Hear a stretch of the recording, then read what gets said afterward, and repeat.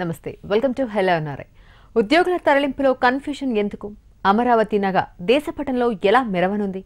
ఏపీకి ప్రత్యేక హోదా ఇక అటకెక్కినట్లేనా? వీటి గురించి మనతో చర్చించడానికి ఈరోజు మన హెలో ఎన్ఆర్ఐలో మనతో పాటు టీడీపీ అధికార ప్రతినిధి ముళ్లపూడి రేణుకా గారు మన స్టూడియోలో ఉన్నారు. ఆమెతో మాట్లాడాలి అనుకునే ఎన్ఆర్ఐలు స్క్రీన్ మీద కనిపిస్తున్న నెంబర్స్కి కాల్ చేయొచ్చు. నమస్తే అండి రేణుకా గారు. నమస్తే. ఎలా ఉన్నారండి? గుడ్. ఫస్ట్ రాజధాని నిర్మాణ పనులు ఎలా సాగుతున్నాయి చెప్పండి. రాజధాని అంటే భారతదేశంలో చాలా కొత్త రాష్ట్రాలు ఏర్పడ్డాయి, ఎస్పెషలీ లాస్ట్ 10 yearsలో చూస్తే. అయితే ఎక్కడా లేనటువంటి విధంగా కొత్తగా రాష్ట్రం ఏర్పడినటువంటి దానికి కాకుండా ఉన్నటువంటి రాష్ట్రానికి రాజధాని లేనటువంటి సందర్భం మాత్రం ఒక ఆంధ్రప్రదేశ్కే అటువంటి పరిస్థితి ఏర్పడింది. ఇది చాలా దురదృష్టకరం. అయితే విభజన జరిగినటువంటి తీరు కానీ విభజన తర్వాత ఉన్నటువంటి పరిణామాలన్నిటి నేపథ్యంలో రాజధాని నిర్మాణం అనేటువంటిది ఒక పెద్ద సవాలే. అయినప్పటికీ గతంలో ఎన్నో రాష్ట్రాలు ఏర్పడ్డాయి, ఎన్నో రాజధానులు కట్టడం జరిగినప్పటికీ ఒక వినూత్నమైనటువంటి పద్ధతిలో ఆంధ్రప్రదేశ్ రాష్ట్రానికి ఒక కొత్త రాజధాని ఉండాలి అనేటువంటిది ఇంతకు ముందరే శివరామకృష్ణన్ కమిటీ ఉన్నప్పటికీ వారు ఎక్కడ పెట్టాలి రాజధాని అనేటువంటిది ఫైనలైజ్ చేయనటువంటి తరుణంలో ముఖ్యమంత్రి చంద్రబాబు నాయుడు గారు పగ్గాలు చేపట్టారు. ఆ తర్వాత అన్నిటికీ కూడా అంటే అటు అన్ని జిల్లాల వారికి సెంట్రల్గా ఉండాలి, అదేవిధంగా కమ్యూట్ కానీ ట్రాన్స్పోర్టేషన్ కానీ అందరికీ అందుబాటులో ఉండాలి, ప్రజామోదం ఎక్కువగా ఎటువైపు మొగ్గు చూపిస్తే అక్కడే పెట్టాలి అనేటువంటి నిర్ణయంతో ఒక డెమోక్రటిక్గా చేసినటువంటి సర్వేలో అందరూ కూడా అమరావతి అయితే బాగుంటుందని చెప్పి దాన్ని ఫైనలైజ్ చేయడం జరిగింది. ఆ తర్వాత చూస్తే దేశంలోనే ఎక్కడా జరిగినటువంటి విధంగా ఒక భూ సమీకరణ అంటే మొట్టమొదటిసారిగా దేశంలోనే ఒక ల్యాండ్ పూలింగ్ ద్వారా మామూలుగా మనం చూస్తాం ఒక రోడ్ వైడనింగ్లోనో లేకపోతే ఒక చిన్న స్ట్రక్చర్ తీసుకురావాలనంటే ల్యాండ్ ఎక్విజిషన్లో ప్రజలు కోర్టుకు వెళ్ళటం, దాని మూలంగా అక్కడ ప్రాజెక్ట్ అంతా కూడా పోస్ట్ పోన్ అవటం, జరగకుండా వెనక్కి వెళ్ళినటువంటి సందర్భాలు కూడా మనం ఎన్నో చూసాం. అటువంటి నేపథ్యంలో ముఖ్యమంత్రి చంద్రబాబు నాయుడు గారి మీద ఉన్నటువంటి ఒక నమ్మకం కానీ అలాగే ఒక ప్రజా రాజధానిగా ఏదైతే దాన్ని తీసుకురావాలనే ఆలోచనతో పిలుపు ఇచ్చారో ఆ పిలుపు మేరకు అక్కడ ఉన్నటువంటి రైతులందరూ కూడా స్వచ్ఛందంగా వచ్చి దాదాపు 33,000 ఎకరాలని ల్యాండ్ పూలింగ్లో ఇవ్వటం జరిగింది. కాబట్టి బహుశా ఇది ప్రపంచంలోనే ఒక చెప్పుకోదగినటువంటి పరిణామం. ఇటువంటి నేపథ్యంలో మనం శంకుస్థాపన చేసుకున్నాం. మాస్టర్ ప్లాన్ కూడా సింగపూర్ కంపెనీ వాళ్ళు ఒక మాస్టర్ ప్లాన్ ఇవ్వటం జరిగింది. దాన్ని కూడా ఒక స్విస్ ఛాలెంజ్ పద్ధతిలో అంటే గతంలో ఎక్కడ ఏ రాష్ట్రాల్లో జరిగినటువంటి విధంగా ఒకవైపు క్వాలిటీ ఉండాలి, ఒకవైపు క్రియేటివ్గా ఉండాలి, ఇంకొక వైపు గ్లోబలైజేషన్లో కాంపిటేటివ్గా ఉండాలి, ఇంకోవైపు ఆధునిక టెక్నాలజీ ఏదైతే ప్రపంచంలో వస్తున్నటువంటి మార్పులన్నింటినీ కూడా తీసుకోవాలనేటువంటి ఉద్దేశంతో మొదలు పెట్టడం జరిగింది. కాబట్టి రాబోయే రాజధాని అమరావతిలో చాలా అద్భుతంగా రాబోతుంది. ఇప్పటికే అది ఈ మొన్న మాస్టర్ ప్లాన్ ఇవ్వటం జరిగింది. ఇప్పుడు జనవరి ఎండ్ కానీ ఫిబ్రవరి మోస్ట్ ప్రాబ్లీ నెక్స్ట్ 2-3 months కల్లా అక్కడ ఇచ్చినటువంటి రైతులకి వాళ్ళకు స్థలాలు కూడా అంటే ఒక ప్యాకేజ్ ఏదైతే అనౌన్స్ చేశారో ఏకర్కి ఒక రైతుకి ఎంత మెట్ట అయితే ఎంత, అలాగే 3 పంటలు పండే రైతుకైతే ఎంత ఇవ్వాలని ఒక ప్యాకేజ్ అనౌన్స్ చేసిందో దాని ప్రకారం రాబోయే కాలంలో వాళ్ళకి స్థలాలను కూడా ఇవ్వటం జరుగుతుంది. ఒకసారి ఇదంతా అయిపోతే ఈలోగానే స్విస్ ఛాలెంజ్ పద్ధతిలో గ్లోబల్ టెండర్స్ని పిలిచినప్పుడు ఎవరైతే ముందుకు వస్తారో ఆయా కంపెనీలకు ఈ యొక్క రాజధాని నిర్మాణం అనేటువంటిది ఇవ్వటం జరుగుతుంది. కాబట్టి రాబోయే కాలంలో డెఫినెట్గా అమరావతికి ఇప్పటికే ఒక చారిత్రక నేపథ్యం ఉంది. అది ఒక బుద్ధిస్ట్ ప్లేస్గా కానీ అదే మాదిరిగా కృష్ణా నది ఒడ్డున ఉన్నటువంటి ఒక మంచి ఒక పొటెన్షియల్ ప్లేస్ కాబోతుంది. అటువంటి నేపథ్యంలో ఈ రాబోయేటువంటి రాజధాని ప్రపంచంలోనే ఒక హ్యాపెనింగ్ ప్లేస్గా అవ్వబోతుంది. ఓకే అండి, ఈ ప్రణాళికలన్నీ చాలా కొత్తగా మన ఇండియా మ్యాప్లోనే ఒక నగలా ఉండబోతోంది ఈ ప్రత్యేక దీని ఏమంటే నవ్యాంధ్ర రాజధాని అనేది. మరి ఇప్పుడు ప్రత్యేక హోదా గురించి మాట్లాడుకుంటే దీనికోసం ఎంతో పోరాడారు, కాకపోతే ఇప్పుడు అది సైలెంట్ అయిపోయింది. అంటే ఎందుకు ఇలా అటకెక్కింది అనే విమర్శలు ఎందుకు తావిచ్చారంటారు? లేదు, ఇది ఇంకా కూడా తెలుగుదేశం పార్టీ చాలా ఆశతో ఉంది, తప్పకుండా అది నెరవేరుతుందనే మేము అనుకుంటున్నాం.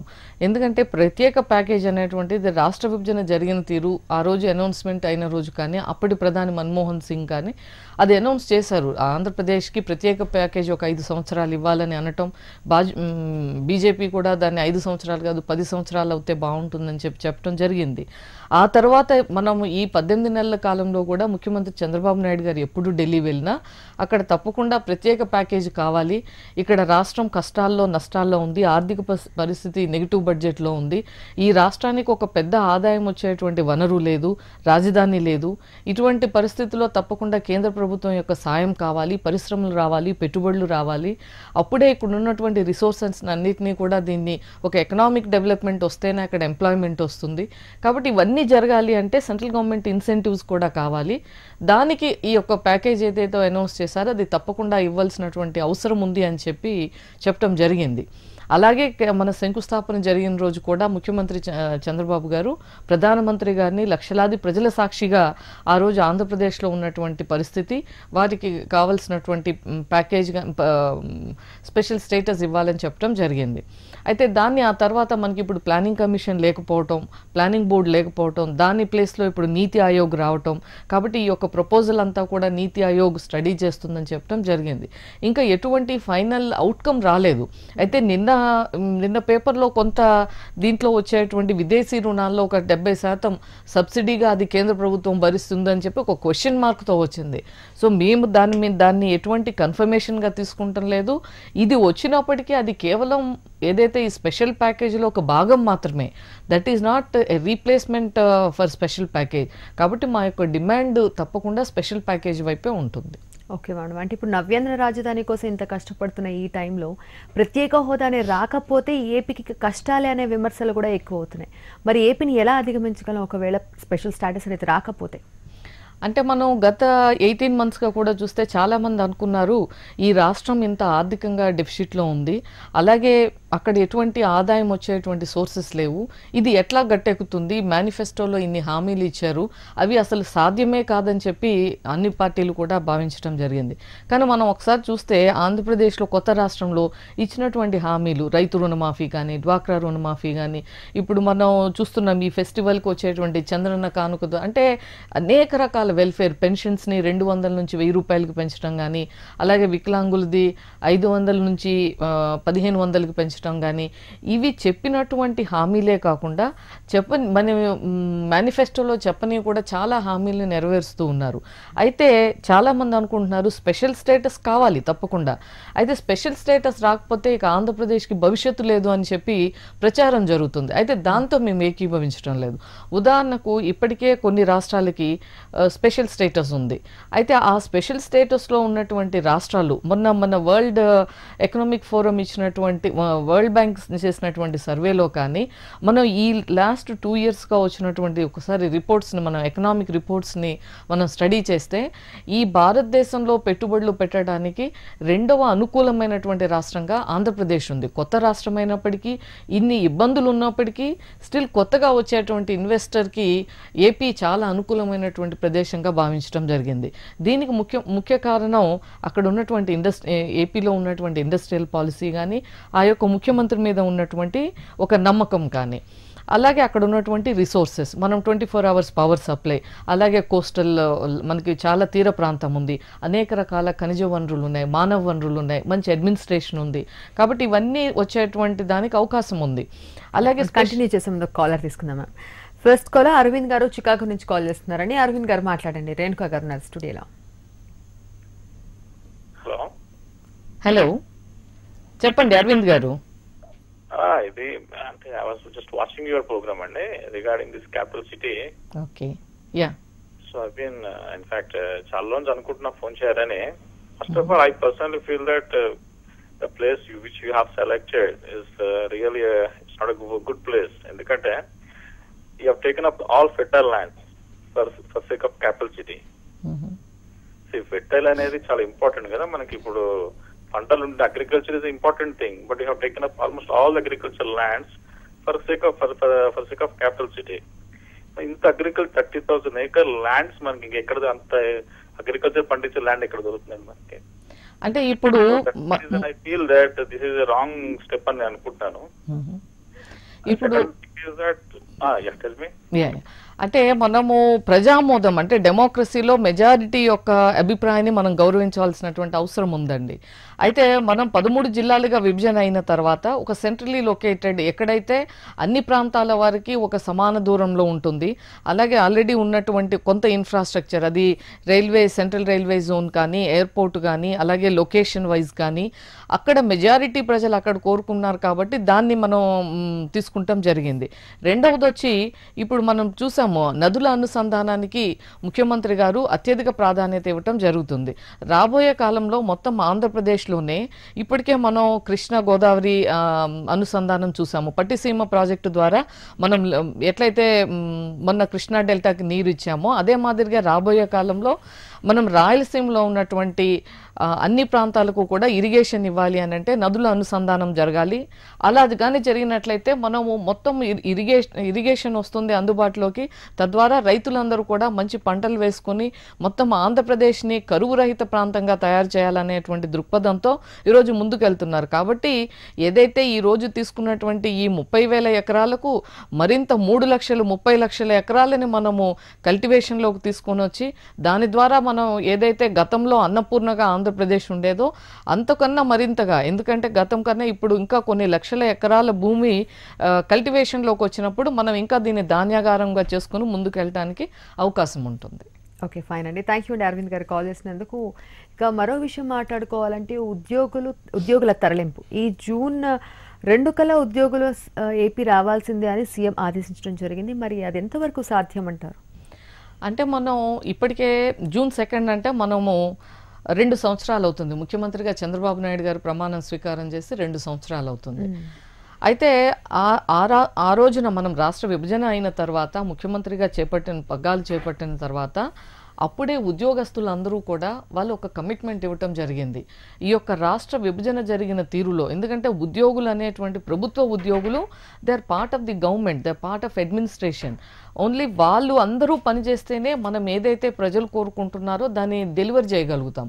కాబట్టి వాళ్ళు ఇక్కడ ముఖ్యమంత్రి గారు అక్కడ ఉండటం మూలంగా మనకు అడ్మినిస్ట్రేషన్ పరిపాలనలో ఇబ్బంది కలుగుతుంది. కాబట్టి వాళ్ళందరూ కూడా రావాలని చెప్పి ముఖ్యమంత్రి గారు పిలుపు ఇవ్వటం జరిగింది. అలాగే సిఎస్ గారు కూడా, చీఫ్ సెక్రటరీ గారు కూడా అనేక సార్లు దాని మీద క్యాబినెట్లో ఒక సబ్ కమిటీ వేయటం జరిగింది, గవర్నమెంట్లో కూడా ఒక కమిటీ వేయటం జరిగింది ఐఏఎస్ ఆఫీసర్స్ తోటి సిఎస్ అధ్యక్షతన.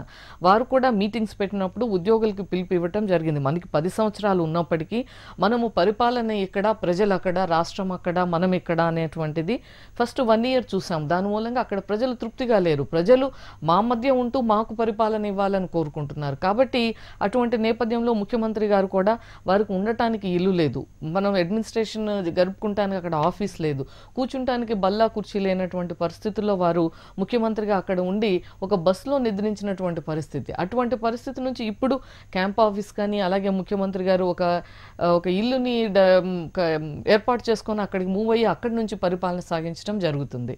కాబట్టి ఈ నేపథ్యంలో 2 ఇయర్స్ అవుతుంది కాబట్టి అక్కడ అందరూ కూడా రావాలి అని చెప్పి పిలుపు ఇవ్వటం, దానికి ఉద్యోగులు కూడా సానుకూలంగా ఉన్నారు. ఇక్కడ ఎక్కడ కన్ఫ్యూజన్ లేదు. వాళ్ళు గతంలో చెప్పారు ఈ రాష్ట్ర అభివృద్ధిలో మేము పాలు పంచుకుంటాం, అవసరమైతే చెట్టు కింద కూర్చొని కూడా మేము పనిచేయడానికి సిద్ధంగా ఉన్నాము అని చెప్పి ఉద్యోగస్తులు కూడా చెప్పడం జరిగింది. అయితే వాళ్ళు కొన్ని డిమాండ్స్ పెట్టారు. మాకు 2 DAs కావాలి, లేకపోతే అక్కడ కొంత అకామిడేషన్ ఇబ్బందిగా ఉంది కాబట్టి మేము ఇమీడియట్గా మూవ్ అవ్వలేము, ఇట్లాంటి కొన్ని ఇబ్బందులు ఉన్నాయి. అయితే ఒక ట్రాన్సిషన్ పీరియడ్లో ఎప్పుడూ కూడా కొన్ని ఇబ్బందులు ఉంటాయి. మనం కూడా కొన్ని త్యాగాలకి, కొంత కాంప్రమైజ్కి ప్రతి ఒక్కరూ కూడా సిద్ధపడాలి. ఆ మాదిరిగానే ఉంటారని చెప్పి ఉద్యోగస్తులు కూడా భావిస్తూ ఉన్నాం. కాబట్టి రాబోయే కాలంలో June 2 లోపు ఒక అకాడమిక్ ఇయర్ కూడా ఎవరైతే పిల్లలు ఇప్పుడు ఇక్కడ స్కూల్స్లో, కాలేజెస్లో ఉన్నారో వాళ్ళందరికీ మార్చ్కి ఎగ్జామ్స్ అయిపోతాయి. కాబట్టి జూన్ అనేది చాలా it's a fresh academic year. అక్కడ స్కూల్స్, కాలేజెస్ అన్నీ కూడా విజయవాడ అనేటువంటిది, Vijayawada, Guntur it's known for education. Telangana నుంచి కూడా అక్కడికి వెళ్ళి చదువుకునేవారు గతంలో. కాబట్టి ఇప్పుడు పిల్లలకి అక్కడే ఎడ్యుకేషన్ ఉంటుంది. అయితే ఏదైనా ఒక మార్పుకు కొంత రెసిస్టెన్స్ ఉంటుంది, కొంత ఇబ్బంది ఉంటుంది. కానీ దాన్ని ప్రజలు కోరుకుంటున్నారు కాబట్టి ఉద్యోగస్తులు కూడా అర్థం చేసుకుని అక్కడికి మూవ్ అవుతారని చెప్పి అనుకుంటున్నాను. ఓకే అండి. ఇప్పుడు ఏపీ అభివృద్ధిలో కొత్త కొత్త ప్రణాళికలు వస్తున్నాయి, ప్రజల్లో కూడా ఎన్నో కొత్త ఆశలు ఉంటున్నాయి అన్నమాట. అంటే ఈ టైంలో శంకుస్థాపనలు ఇవన్నీ కూడా చేస్తూ ఇవన్నీ చూసినటువంటి ప్రజల నుంచి ఎటువంటి స్పందన వస్తుంది? ప్రజల నుంచి చాలా మంచి స్పందన వస్తుంది. ముఖ్యంగా మేము ఇప్పుడు లాస్ట్ మంత్ చూస్తే జనచైతన్య యాత్రలని ఒక పార్టీ ఒక భారీ ప్రోగ్రామ్ చేసింది. 14 రోజుల పాటు ప్రతి నియోజకవర్గంలో ప్రతి గ్రామాన ఊరు వాడ అంతా కూడా పార్టీ కార్యకర్తలు, ఎమ్మెల్యేలు, మంత్రులు ప్రతి ఒక్కరూ కూడా వెళ్ళి అంటే ప్రభుత్వం ఏం చేయాలనుకుంటుంది, ఏం చేస్తుంది, ప్రజలు ఏం కోరుకుంటున్నారు, ప్రభుత్వం చేస్తున్నాయి ప్రజల్లోకి వెళ్తున్నాయా లేదా అనేటువంటిది ఆ జన చైతన్య యాత్రలో ఒక మెయిన్ థీమ్ తోటి వెళ్ళటం జరిగింది. చాలా అపూర్వమైనటువంటి స్పందన, ఎక్కడికి వెళ్ళినా కూడా ప్రజలు చాలా బాగా ఆశీర్వదిస్తున్నారు. అంటే ఇటువంటి గడ్డు కాలంలో ముఖ్యమంత్రి చంద్రబాబు నాయుడు గారు తప్ప ఇంకెవరూ కూడా పరిపాలన కొనసాగించలేరు అనేటువంటిది ప్రజలు కూడా ఇప్పుడు చాలా చైతన్యవంతులుగా ఉన్నారు. మన మీడియా కానీ సోషల్ మీడియా కానీ చాలా బాగా అవేర్నెస్ పెరిగింది కాబట్టి వాళ్ళు కూడా అప్డేటెడ్గా ఉన్నారు. ఆర్థిక పరిస్థితి ఎలా ఉంది, ఇటువంటి పరిస్థితుల్లో కూడా ముఖ్యమంత్రి గారు ఎన్ని గంటలు కష్టపడుతున్నారు, ఈ రాష్ట్రాభివృద్ధి కోసం వారు చేస్తున్నటువంటి కార్యక్రమాలు ఏంటి అని. కాబట్టి నిన్న ఇన్ఫ్యాక్ట్ సడన్ విజిట్ విజయవాడలో ఆర్టీసీ బస్ స్టాండ్కి వెళ్ళారు. ఇట్ వాస్ టోటల్లీ ఏమి ముందు డిక్లేర్ చేయలేదు, ఏమీ లేదు. ముఖ్యమంత్రి గారు వెళ్తే ఆల్ ఆఫ్ ఏ సడన్ అక్కడికి వెళ్తే మొత్తం అందరూ కూడా అసలు ఎంత సంతోషంగా ఎంత మంచి రెస్పాన్స్ ఉందంటే తప్పకుండా ఇవన్నీ ఒక మంచి సంకేతాలు. మనము ప్రజలు ఏదన్నా ఒక గ్రామానికి వెళ్తే, జన్మభూమికి వెళ్తే కూడా మొత్తం గ్రామం కదిలొస్తుంది ఇప్పుడు జన్మభూమి సభలకి.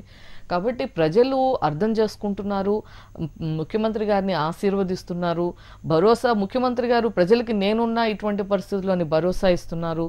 ప్రజలు కూడా వారు ఇప్పుడు మై క్యాపిటల్ మై బ్రిక్ అనే ప్రోగ్రామ్కి అపూర్వమైనటువంటి స్పందన వచ్చింది. ఎందుకు ఇవన్నీ జరుగుతున్నాయంటే ఇది ఒక ప్రజా రాజధానే కాదు, ఒక పీపుల్స్ అడ్మినిస్ట్రేషన్, ఇది ప్రజల్లోకి ప్రభుత్వం కాబట్టి ప్రజల నుంచి చాలా మంచి రెస్పాన్స్ ఉంది. ఓకే మ్యామ్, నెక్స్ట్ కాలర్ సత్య గారు స్వీడన్ నుంచి కాల్ చేస్తున్నారండి. సత్య గారు మాట్లాడండి. రేణుకా గారు ఉన్నారు స్టూడియోలో. హలో చెప్పండి సత్య గారు. నమస్తే అండి. నమస్తే అండి. నాకైతే ఒక చిన్న క్వశ్చన్ అండి పెద్దది కూడా కాదు. ఇప్పుడున్న మన ఆంధ్రప్రదేశ్ చేత ఎన్నుకోవడం కదండి, ఎలక్ట్ అయిపోయింది కదా. నా డౌట్ ఏంటంటే ఇప్పటికి 2 years అయిందండి, అయినా కానీ ఇప్పటికీ హైదరాబాద్ నుంచే రూల్ చేయడం మొదలుపెట్టారు. అంటే హైదరాబాద్ నుంచి ఉంది. మీకు అది కమ్యూనికేషన్ గ్యాప్ లాంటి someone wanted to go there, ఇది సపరేట్ స్టేట్ అయిపోయింది, వాళ్ళు కనెక్ట్ అవ్వలేకపోతున్నారేమో నా ఫీలింగ్. మీరు ఏ డేట్ అంటే ఏ టైంకి వెళ్ళగలరు అంటే ఆంధ్రాకి? ఇప్పుడు అదే అండి, జూన్ 2 అనేటువంటిది దాన్ని చెప్పడం జరిగింది. జూన్ 2 లోపు ఉద్యోగస్తులందరూ కూడా మూవ్ అవ్వాలి అని. కాబట్టి ఇప్పుడు ముఖ్యమంత్రి గారు, మంత్రులు, సచివాలయం ఇప్పుడు సెక్రటరీస్, గవర్నమెంట్ అఫీషియల్స్ అందరూ అంటే బ్యూరోక్రాట్స్ అందరూ కూడా ఇప్పటికే షిఫ్ట్ అయిపోయారు. ఇక కొద్దిమంది నెక్స్ట్ మంత్ అట్లా వాళ్ళ కన్వీనియన్స్ని చూసుకుంటూ అందరూ కూడా జూన్ 2 కల్లా మూవ్ అయిపోవాలి అనేటువంటిది ముఖ్యమంత్రి గారు ఈ రోజున కూడా ఇక్కడ సచివాలయ ఉద్యోగులు ముఖ్యమంత్రి గారిని కలవటం జరిగింది. కలిసినప్పుడు కూడా వాళ్ళకు ఉన్నటువంటి ఇబ్బందులు చెప్పటం, ముఖ్యమంత్రి గారు కూడా కన్సర్న్డ్ మినిస్ట్రీ ఎవరైతే సబ్ కమిటీని చైర్ చేస్తున్నారో వాళ్ళకి చెప్పి వాళ్ళ ద్వారా మిగతా అన్ని కూడా పరిష్కరిస్తాం, కానీ ఈలోగా మూవ్ అవ్వాలని చెప్పడం జరిగింది. ఓకే అండి, థ్యాంక్ యూ అండి సత్య గారు కాల్ చేసినందుకు. ఇక టీడీపీ బీజేపీ కలయికను ప్రజలు ఏ విధంగా రిసీవ్ చేసుకుంటున్నారండి? అలాగే మీ మధ్య ఉన్నటువంటి కలయిక ఎటువంటి ప్రాజెక్టులు ముందుకు తీసుకువెళ్తోంది? అక్కడక్కడ సమన్వయ లోపాలు కూడా ఉన్నాయి అనేవి కూడా విమర్శలు. ఇప్పుడు టీడీపీ బీజేపీ అనేటువంటిది ఇది చాలా పాలు నీళ్ళులాగా ఉంది ప్రస్తుతానికి. మనకి స్పెషల్ స్టేటస్ అనేటువంటి ఆ దాని కింద రాకపోయినా కూడా ఒకసారి ఈ 18 monthsలో చూస్తే అనేక సందర్భాల్లో కేంద్ర రాష్ట్ర ప్రభుత్వాల మధ్య ఒక మంచి సమన్వయం ఉండటం మూలంగా, అదే మాదిరిగా ముఖ్యమంత్రి గారు ఇక్కడ నుండి వారు ఫాలో అప్ చేయటం కానీ, అలాగే కేంద్ర ప్రభుత్వం నుంచి వస్తున్నటువంటి ప్రోత్సాహం కానీ, దాని మూలంగానే మనం 24 hours పవర్ సప్లై కోసం 3 రాష్ట్రాలని ఎంపిక చేస్తే అందులో ఒక రాష్ట్రంగా ఏపీని ఇవ్వటం జరిగింది. అలాగే పోలవరంలో ఏదైతే కొన్ని దశాబ్దాలుగా పెండింగ్లో ఉన్నటువంటి పోలవరం ప్రాజెక్ట్ ఉందో దాన్ని ఈవేళ ఆ ముప్పు మండలాలు ఏదైతే 7 మండలాలు ఉన్నాయో అవి కలుపుతూ ఆర్డినెన్స్ ఇవ్వటం మూలంగా ఈవేళ పోలవరం ప్రాజెక్టుకి అది క్లియరెన్స్ వచ్చింది. దాని మూలంగా మనం 1 year టైంలోనే మనం పట్టిసీమని అంటే రికార్డెడ్ 5.5 1.5 months మనం ప్రాజెక్ట్ పూర్తి చేశాము. ఈ 1.5 yearsలో మనం పోలవరంని టార్గెట్ చేసుకుని 2019 కల్లా కంప్లీట్ చేయాలనేటువంటి ఉద్దేశంతో ముందుకెళ్తూ phase 1లో మనం పట్టిసీమను కంప్లీట్ చేయటం మూలంగా ఇమీడియట్గా మనం కొన్ని లక్షల ఎకరాల పంటను కాపాడొచ్చు. అది అక్కడ ఉన్నటువంటి నీరుని 80 TMC నీరు మనం కృష్ణా డెల్టాకి ఇచ్చినట్లయితే నాగార్జున సాగర్ నుంచి కృష్ణాకి తీసుకునేటువంటి నీరుని మనం రాయలసీమకి ఇవ్వచ్చు అనేటువంటి ఉద్దేశంతో చేయటం జరిగింది. అలాగే మనము థర్డ్ రైల్వే లైన్ కానీ, అలాగే మనము డ్రెడ్జింగ్ కార్పొరేషన్ ఆఫ్ ఇండియా నుంచి కాకినాడలో ఒక డ్రెడ్జింగ్ కార్పొరేషన్ యూనిట్ ఒకటి ఏర్పాటు చేయడానికి ఒక ఇది వచ్చింది. అలాగే మనము నితిన్ గడ్కరీ గారు మొన్న వచ్చినప్పుడు నేషనల్ హైవేస్కి సంబంధించి కనెక్టింగ్ ఒక 60,000 కోట్ల రూపాయలకు సంబంధించిన ప్రాజెక్ట్ను వాళ్ళు అనౌన్స్ చేయడం జరిగింది. అలాగే 190,000 ఇల్లు అంటే హౌసింగ్కి కావాల్సినటువంటిది కేంద్ర ప్రభుత్వం నుంచి స్టేట్ గవర్నమెంట్ ప్రపోజల్ పంపించింది, కేంద్ర ప్రభుత్వం కూడా దానికి సహకారం అందిస్తామని చెప్పడం జరిగింది. అలా ఏదైతే రాష్ట్ర ప్రభుత్వం కోరుకుంటుందో కొంత మేరకు వస్తుంది. అయితే ఇది సరిపోదు, ఇంకా మనం రాబోయే కాలంలో పెట్టుబడులను ఆకర్షించాలి అంటే ఈ స్పెషల్ స్టేటస్ ద్వారా వచ్చేటువంటి ఇన్సెంటివ్స్ కూడా ఉంటే మరింత ఫాస్ట్గా మనం ముందుకెళ్ళడానికి అవకాశం ఉంటుందని చెప్పి కోరటం జరిగింది. ఓకే మేడం, ఇప్పుడు టీడీపీ బీజేపీ కలయిక గురించి మాట్లాడడం కాబట్టి తప్పకుండా మనం మాట్లాడాల్సింది పవన్ కళ్యాణ్. వీరి మద్దతు అనేది ఇవ్వను అనే వ్యాఖ్యలు చేయడం జరిగింది. మరి ఎలా ఒప్పిస్తారు? వారు మద్దతు ఇవ్వను అని ఎక్కడా చెప్పడం జరగలేదు. ఇప్పుడు జిహెచ్ఎంసీ ఎలక్షన్స్ జరుగుతున్నాయి కాబట్టి ఇక్కడ తెలుగుదేశం పార్టీ, టీడీపీ వాళ్ళు, బీజేపీ వాళ్ళు తను కూడా ప్రచారానికి రావాలి అని కోరటం కోసం వెళ్ళి కలుస్తాము అని చెప్పి ఇవి చెప్పడం జరిగింది. అయితే వారి యొక్క ప్రొఫెషనల్గా హీఈస్ ఆల్సో వెరీ బిజీ, తన యొక్క షూటింగ్ షెడ్యూల్స్ ఎలా ఉన్నాయో తెలియదు. అయితే మన వాళ్ళు మా పార్టీ తరఫున గతంలో 2014 సార్వత్రిక ఎన్నికల టైంలో వారు కూడా మా ఇద్దరి కాంబినేషన్ తరఫున వారు క్యాంపెయిన్ చేయటం జరిగింది, ఏపీలో చేయటం జరిగింది. కాబట్టి వారు మా పార్టీతోటే ఉన్నారు. వారు ప్రజల యొక్క ఇప్పుడు మొన్న క్యాపిటల్ సిటీలో కూడా కొన్ని రైతులు ఒక విలేజ్లో ఇబ్బంది వచ్చినప్పుడు వారు అక్కడికి రావటం జరిగింది. అక్కడ రైతులతో మాట్లాడటం, వాళ్ళ యొక్క ఫీడ్బ్యాక్ని గవర్నమెంట్కి చెప్పడం, దానికి ముఖ్యమంత్రి గారు సానుకూలంగా స్పందించడం, ఇదంతా కూడా ఒక మంచి వాతావరణంలోనే జరుగుతూ ఉంది. కాబట్టి ఇదే కాంబినేషన్లో ఇదే సమన్వయంతో ముందుకెళ్తామని ఆశిస్తున్నాం. ఓకే, ఇప్పుడు రైతుల గురించి మాట్లాడారు. ఇంతకుముందు పాలనలో కూడా రైతులకు అన్యాయం జరిగిందనే విమర్శలు వచ్చాయి. ఇప్పుడు కూడా రైతుల నుంచి భూసేకరణ అనే విషయంపై కూడా చాలా గందరగోళ పరిస్థితులు నెలకొని ఉన్నాయి. మరి రైతులకు ఎటువంటి భరోసా ఇస్తుంది టీడీపీ నుంచి? యాక్చువల్లీ ఇప్పుడు ఒకసారి చూస్తే తెలుగుదేశం పార్టీకి అలా కావాలని గతంలో కాంగ్రెస్ పార్టీ ఒక ముద్ర వేసే ప్రయత్నం చేసింది. చంద్రబాబు నాయుడు గారు రైతు వ్యతిరేకి అని, వారు వ్యవసాయాన్ని పట్టించుకోరు అనేటువంటిది. కానీ ఒకసారి మనం గణాంకాలను చూస్తే గత 10 సంవత్సరాల కాంగ్రెస్ పార్టీలో రైతులకి ఖర్చు పెట్టినది ఎంత, మనము ఈ 18 నెలల కాలంలో తెలుగుదేశం పార్టీ వచ్చిన తర్వాత విభజన, అది ఉమ్మడి రాష్ట్రము, ఇప్పుడు ఇది ప్రత్యేక రాష్ట్రంలో ఇంత డెఫిసిట్ బడ్జెట్లో రైతులు ఖర్చు పెట్టింది ఎంత అని చూస్తే ఇప్పుడు ఈ 18 నెలల్లో ఇప్పటికే మనం 8,000 కోట్ల రూపాయలు ఖర్చు పెట్టడం జరిగింది ఒట్టి రైతు రుణమాఫీ కోసం ఇన్పుట్ సబ్సిడీ మీద. అలాగే గతంలో 10 సంవత్సరాల్లో చూస్తే కేవలం 7,000 కోట్ల రూపాయలే అగ్రికల్చర్ ఖర్చు పెట్టడం జరిగింది. ఇది కేవలం మీడియాలో కానీ లేదా ప్రతిపక్ష కాంగ్రెస్ పార్టీ వాళ్ళు చేస్తున్నటువంటి తప్ప వాస్తవ పరిస్థితుల్లో అది కరెక్ట్ కాదు. రెండవది ల్యాండ్ ఎక్విజిషన్. గతంలో రాజశేఖర రెడ్డి గారు ముఖ్యమంత్రిగా ఉన్నప్పుడు సుమారు 6.5 లక్షలు భూమిని అప్పుడు ల్యాండ్ ఎక్విజిషన్లో సేకరించారు. ఇది సమీకరణ. సో వాళ్ళు ల్యాండ్ ఎక్విజిషన్ చేసి అక్కడ ఎటువంటి పరిశ్రమలు పెట్టాల. ల్యాండ్ ఎక్విజిషన్కి ల్యాండ్ పూలింగ్కి చాలా డిఫరెన్స్ ఉంది. ల్యాండ్ పూలింగ్లో రైతు లబ్ధిదారుడు, ల్యాండ్ ఎక్విజిషన్లో రైతుకి నామినల్ ప్రైజే ఇవ్వటం జరుగుతుంది. కానీ వాళ్ళకు ఒకసారి భూమి ఇచ్చేస్తే ఇంకా ఆ భూమికి సంబంధించి వాళ్ళకి ఎటువంటి బెనిఫిట్ రాదు. వెరాజ్ ఇన్ ల్యాండ్ పూలింగ్ ఇప్పుడు 1 acre ఇవ్వటం మూలంగా ఆ రైతుకి ఆ గ్రామంలోనే ఎంతో కొంత భూమి వస్తుంది, వాల్యూ ఎడిషన్ వస్తుంది.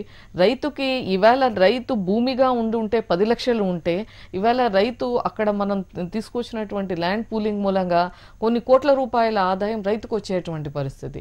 కాబట్టి ఎక్కడా కూడా రైతు ఆంధ్రప్రదేశ్లో ఈరోజు ఉన్న పరిస్థితుల్లో నష్టపోవట్లేదు. ఇన్ఫ్యాక్ట్ వాళ్ళే కాదు, కొన్ని 10 తరాలకు అది మంచి చేకూరే విధంగా, లబ్ధి చేకూరే విధంగా వాళ్ళకు బెనిఫిట్ వస్తుంది అక్కడ. కాబట్టి అది కేవలం అపోహ మాత్రమే, అందులో క్లారిటీ, అది ఎక్కడా కూడా అటువంటి సందర్భాలు లేవు. ఓకే అండి, ఇక చివరిగా ఏపీ అభివృద్ధికి కొత్త ప్రణాళికలు ఏ విధంగా ఉన్నాయి, అలాగే ఎన్నో ఆశలతో ఎదురు చూస్తున్న ఏపీ ప్రజలకు ఏం చెప్పాలనుకుంటున్నారు? ఏపీ భవిష్యత్తులో ఇది ఒక మొత్తం భారతదేశానికే ఒక ఆశాకిరణం అవబోతుంది. ఒక అభివృద్ధి అనగానే గతంలో చంద్రబాబు నాయుడు గారు ముఖ్యమంత్రిగా ఉన్నప్పుడు కూడా హైదరాబాద్ని షోకేస్ చేయటం, అంటే భారతదేశంలోకి ఎవరు వచ్చినా కూడా, ఇతర దేశ ప్రధానులు కానీ ముఖ్యులు ఎవరు వచ్చినా కూడా ఢిల్లీకో, బాంబేకో, చెన్నైకో ఇట్లా కొన్ని మెట్రో సిటీస్కే పరిమిత అయ్యేటువంటి సందర్భంలో హైదరాబాద్కి ప్రపంచ పటంలో ఒక స్థానాన్ని క్రియేట్ చేశారు, ఒక గుర్తింపు గౌరవాన్ని తీసుకొచ్చారు, మల్టీనేషనల్ కంపెనీస్ని ఇక్కడికి తీసుకొచ్చారు, పెట్టుబడులను తీసుకొచ్చారు. దానికి లిటరలీ ఒక కంబైన్డ్ ఆంధ్రప్రదేశ్ని మార్కెటింగ్ చేయగలిగారు ప్రపంచ స్థాయిలో. అదే మాదిరిగా ఇప్పుడు కూడా విభజన జరిగిన తర్వాత కూడా ఈ 18 నెలల కాలంలోనే అనేక దేశాలు పర్యటించారు. ప్రతి దగ్గర కూడా మన రాష్ట్రంలో ఉన్నటువంటి రిసోర్సెస్ని వాళ్ళు ప్రజెంట్ చేయటం కానీ, వీటిని మార్కెటింగ్ చేయటం కానీ జరుగుతూ ఉంది. అలాగే మనకు ఇప్పటికే చూసాం, ఎన్నో ఎంఓయూస్ జరిగాయి. మొన్న జాపనీస్ డెలిగేషన్ వచ్చింది. జాపనీస్ వాళ్ళు ఇప్పుడు ఫార్మా రంగంలో కానీ, టూరిజంలో కానీ కొన్ని ఏరియాస్లో వాళ్ళు చాలా ఇంట్రెస్ట్ చూపిస్తున్నారు. వాళ్ళు పెట్టుబడులతో వస్తామంటున్నారు. ఇప్పటికే కొన్ని కంపెనీస్ వచ్చి ఉన్నాయి. రేపు 10, 11, 12 తారీఖుల్లో CII సదస్సు జరగబోతుంది. దానికి సుమారు 27 దేశాల నుంచి కొన్ని వందల మంది, సుమారు 1600 మంది ప్రతినిధులు రాబోతున్నారు. కాబట్టి ఈ భాగస్వామ్య సదస్సు ద్వారా మరింత ఆంధ్రప్రదేశ్ని మార్కెటింగ్ చేయడానికి ఒక అవకాశం. కాబట్టి రాబోయే కాలంలో ఇవన్నీ వస్తే ఎంటైర్ ఆంధ్రప్రదేశ్ ప్రతి జిల్లాలో అక్కడ ఉన్నటువంటి వనరుల్ని బేస్ చేసుకొని అక్కడ పరిశ్రమలు, పెట్టుబడులు వస్తాయి, ఎంప్లాయ్మెంట్ వస్తుంది, ఉపాధి కలుగుతుంది, ఎకనామిక్ డెవలప్మెంట్ వస్తుంది. ఓవరాల్గా ఆంధ్రప్రదేశ్ నిజంగానే ఒక నవ్యాంధ్ర, స్వర్ణాంధ్ర ఏదైతే అనుకుంటున్నామో అది కాబోతుంది భవిష్యత్తులో. ఓకే మేడం, నవ్యాంధ్ర రాజధానిపై ఉన్నటువంటి ఎన్నో డౌట్స్కి క్లారిఫికేషన్ ఇచ్చినందుకు thank you so much. Thank you. ఇదండి వాళ్ళ హలో అన్నారే. నమస్తే.